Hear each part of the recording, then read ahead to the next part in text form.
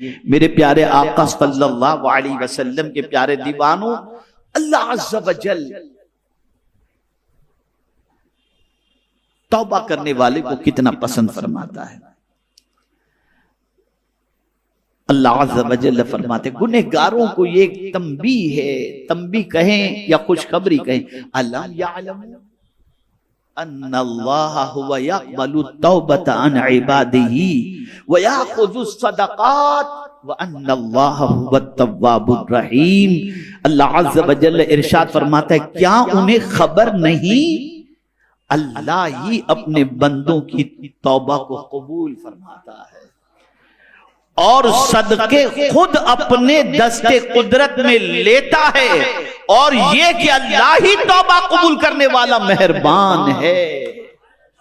अगर कोई बंदा तौबा करे तो अल्लाह ताला उसकी तौबा को कबूल फरमाता है।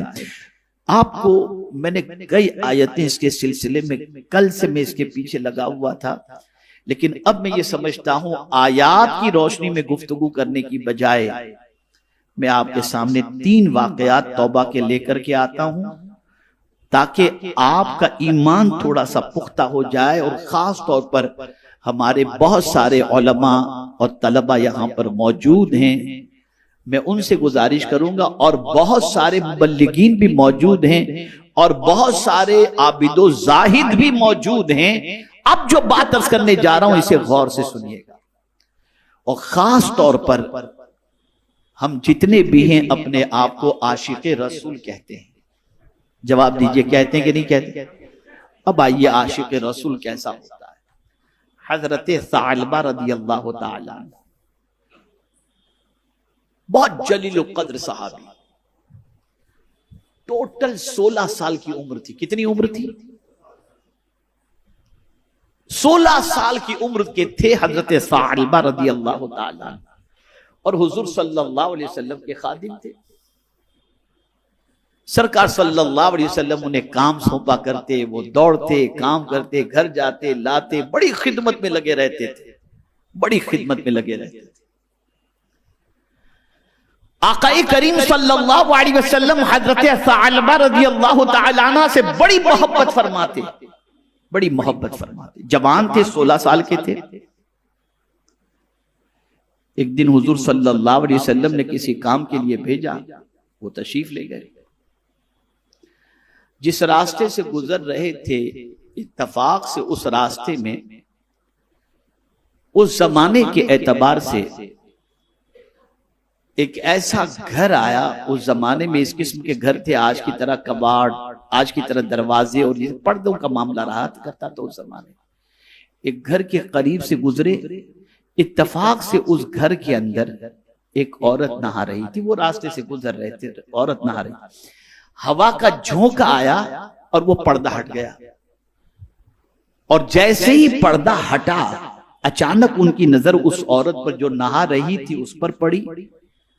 जैसे ही नजर पड़ी बस उनकी कैफियत बदल गई, रोने लगे, बहुत रोए,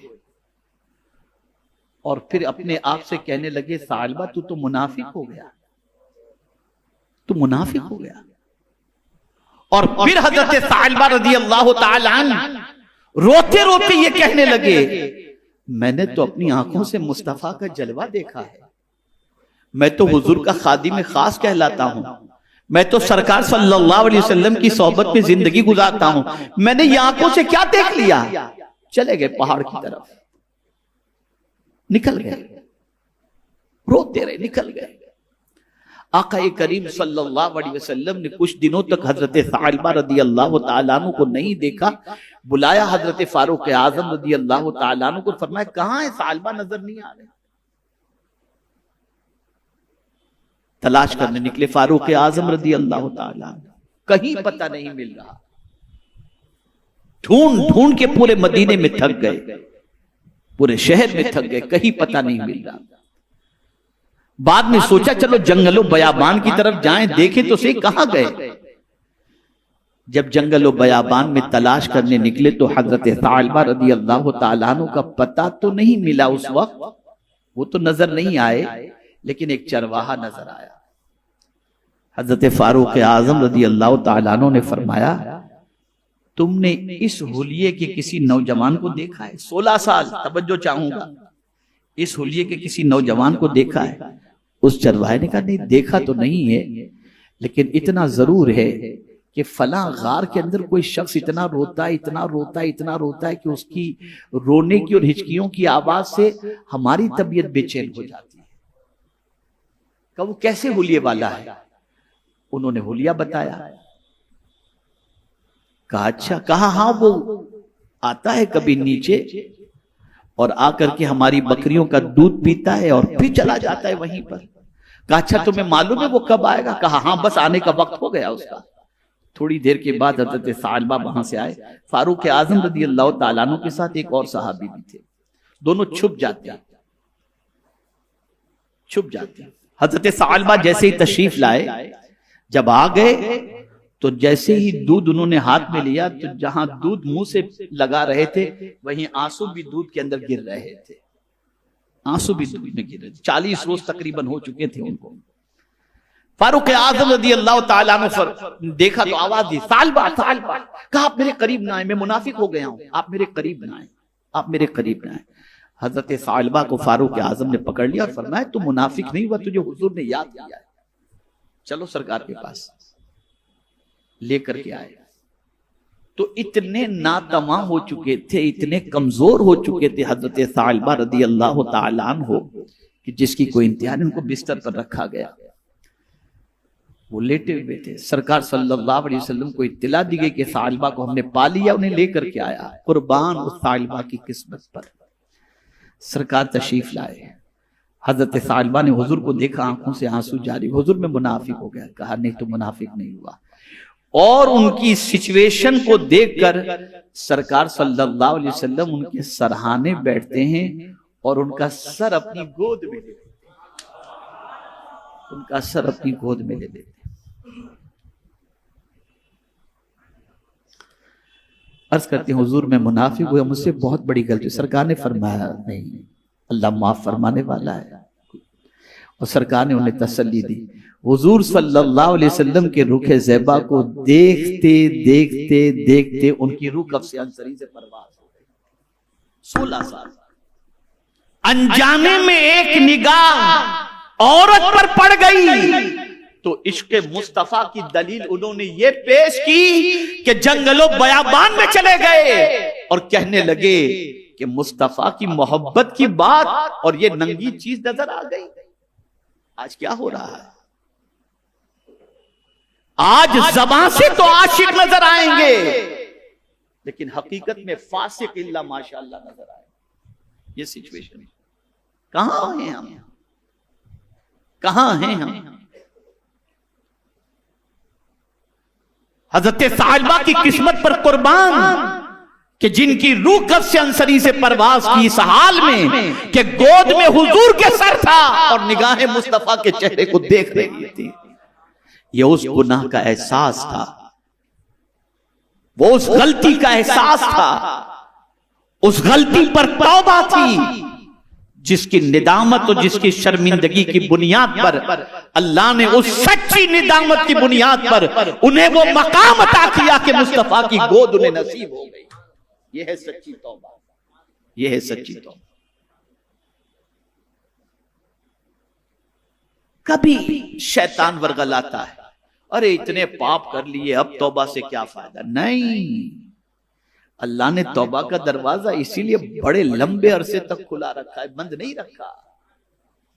जब तक कि सूरज मशरिक की बजाय मगरिब से न निकले उस वक्त तक तौबा का दरवाजा खुला है, खुला है। आइए सुनिए आप।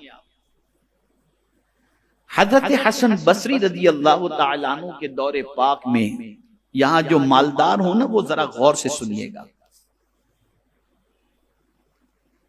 एक साहब थे जिनके पास बड़ी दौलत थी, बेइंतहा बेहिसाब दौलत थी। उनका इंतकाल हो गया। जवान बेटा था, बाप की मुफ्त की दौलत उसे नसीब हो गई। अब जाहिर सी बात है कि बाप भी न हो और मुफ्त के अंदर इतनी सारी दौलत मिल गई, बेहिसाब दौलत, तो अब खर्च कहां करे? पैर फिसल गए उसके, और गुनाहों में उसने अपने बाप के पैसे को खर्च करना शुरू किया। मां बड़ी परहेजगार थी, और मां जो है हजरत हसन बसरी अलैहि रहमा के वाज की महफिल में जाया करती थी।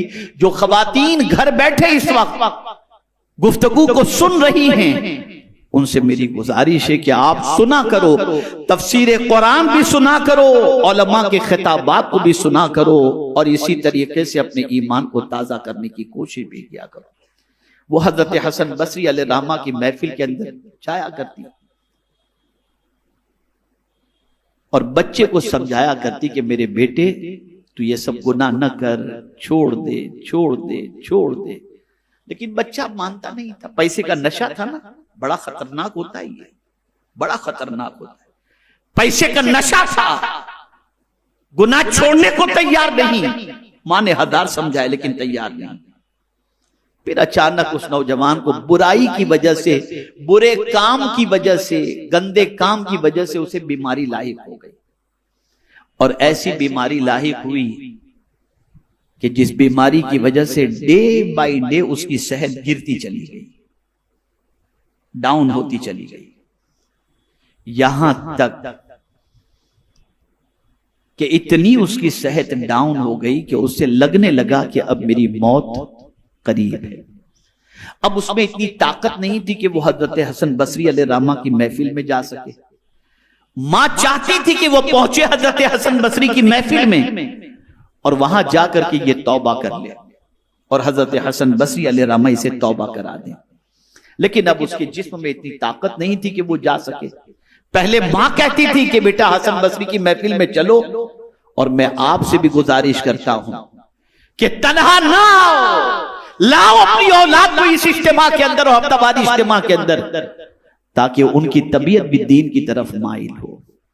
मां ने बड़ी कोशिश की हजरत हसन बसरी अलैहि रहमा की महफिल में ले जाने की, वो कभी तैयार नहीं हुआ। लेकिन जब एकदम लास्ट स्टेज पे पहुंचा और उस नौजवान को लगा कि अब मेरी मौत करीब है, तो अपनी मां से कहने लगा, मां मुझे हजरत हसन बसरी की महफिल में ले जा, मैंने बड़े गुनाह किए, मैं तौबा कर लूं।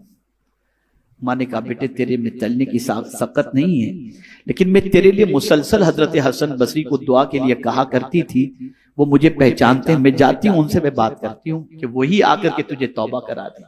अब सुनिए, मां चूंकि अपने बच्चे के सारे ऐब हजरत हसन बसरी को बता चुकी थी कि मेरा बेटा ये करता है, मेरा बेटा ये करता है। अब जाकर जैसे ही उसने हजरत हसन बसरी अलैहि रहमा से कहा कि मेरा बेटा अब तैयार हुआ है मौत के दरवाजे पर पहुंचकर तौबा करने के लिए, आप आए और मेरे बच्चे को तौबा करा दें, तो हजरत हसन बसरी अलैहि रहमा ने फरमाया, ऐसे नालायक के लिए मैं आऊं जो इतना गुनाहों में डूबा रहा, तेरी नाफरमानी करता रहा, जाओ मैं तौबा कराने नहीं आता। वो नहीं आए। कौन? हजरत हसन बसरी, जिन्होंने मौला अली की गोद में परवरिश पाई, ताबई थे वो। अब मां मायूस होकर आई और अपने बेटे से कहती है, बेटे पहले ही जब तू सेहतमंद था और मैं जब तुझे कह रही थी उस वक्त ही चल करके तू तौबा कर लेता हजरत हसन बसरी के हाथों पर, तो कितना ही अच्छा होता। अब तेरे पाप की बुनियाद पर वो आने के लिए तैयार नहीं। तवज्जो चाहूंगा, जिंदगी में कभी रब से मायूस मत होना। अब तेरे पाप की बुनियाद पर वो नहीं आए। उस नौजवान ने सुना, बस उसने रोना शुरू किया। अब रोकर अपने मौला से लौ लगाई, मौला मैं इतना गुनहगार हूं कि तेरा नेक बंदा मुझे तौबा कराने के लिए भी नहीं आया, यकीनन ये मेरे गुनाहों की वजह से। मौला सबके दरवाजे बंद हैं, तेरा दरवाजा तो बंद नहीं हुआ। मैं सच्चे दिल से तौबा करता हूं। जितने आज तक गुनाह हुए, मैं आज के बाद कभी उन गुनाहों की दहलीज पर सेहतमंद होकर के भी नहीं जाऊंगा। मैं वादा करता हूं, मैं सच्ची तौबा करता हूं। मेरे मौला तू मुझे माफ फरमा दे, तेरे अलावा कौन है जो मेरे गुनाहों को माफ करे। रोता रहा रोता रहा रोता रहा, अल्लाह की बारगाह में तौबा करता रहा, माफी मांगता रहा, यहां तक कि तौबा करते करते उसकी रूह परवाज कर, उसकी रूह परवाज होने के बिल्कुल करीब पहुंच गई। तो उसने अपनी मां से कहा कि मां अब मेरी वसीयत सुन ले, मैं बहुत पापी हूं, मर जाऊं ना तो एक काम करना, मुझे अपने दुपट्टे से लपेट कर मेरी गर्दन में मुझे घसीटना। मुझे नहीं मालूम कोई मेरी नमाज जनाजा पढ़ाएगा भी कि नहीं पढ़ाएगा, और कोई आएगा कि भी नहीं आएगा। बस ये कहने के बाद उसकी रूह परवास कर गई। अब जब रूह परवास कर गई तो मां के दिल में ख्याल पैदा हुआ कि चलो इयादत के लिए हजरत हसन बसरी तौबा कराने नहीं आए, अब नमाज जनाजा पढ़ाने के लिए आ जाएं। गई मां वहां पर और जाकर के हजरत हसन बसरी से कहती है, मेरे बेटे ने दाई अजल को लब्बैक कह दिया, अगर आप उसकी नमाज जनाजा पढ़ा देंगे तो आपकी दुआ से मेरे बेटे की मगफिरत हो जाएगी। हुजूर आप चलें। कहा ऐसे लोग, ऐसे की नमाज जनाजा मैं नहीं पढ़ाऊंगा जो इतना गुनाहों में डूबा हुआ था। मां मायूस होकर आ गई, बच्चा था ही ऐसा। मां मायूस होकर आ गई। आकर के मां ने कुर्ब जवार के मुसलमानों को जमा किया और कहा, मेरे बेटे के तकफीन और तदफीन का इंतजाम करो, उसको गुस्ल दो। तो उन लोगों ने पूछा, नमाज जनाजा कौन पढ़ाएगा? कहा, तुम में से जो चाहे नमाज जनाजा पढ़ा दे, तुम लोग आपस में डिसाइड कर लो। उस शख्स का गुस्ल, कफन, ये सब हो गया। अब नमाज जनाजा की तैयारी हो रही थी कि दरवाजे पर किसी ने दस्तक दी उस औरत की। मां ने दरवाजा खोला तो क्या देखती, हजरत हसन बसरी सामने पहुंचे। हजरत हसन बसरी। मां ने कहा, हुजूर आप तशरीफ ले आए? कहा, हाँ, तेरे बेटे की नमाज जनाजा पढ़ाने के लिए आया हूं। आपका एहसान मैं जिंदगी भर नहीं भूलूंगी। अब सुनिए हजरत हसन बसरी का जुमला, गुनाहों में डूबे हुए लोगों, अल्लाह से सच्ची तौबा कर लो, देखो मेरा मौला कितना मेहरबान है। हजरत हसन बसरी अलैहिर्रहमा फरमाते हैं, तू जब मुझे नमाज जनाजा के लिए कहकर गई ना, और मैंने तुझे तो मना कर दिया, लेकिन जब मैं कैलूला के लिए लेटा तो गैब से आवाज आती है, हसन मेरे दोस्त की नमाज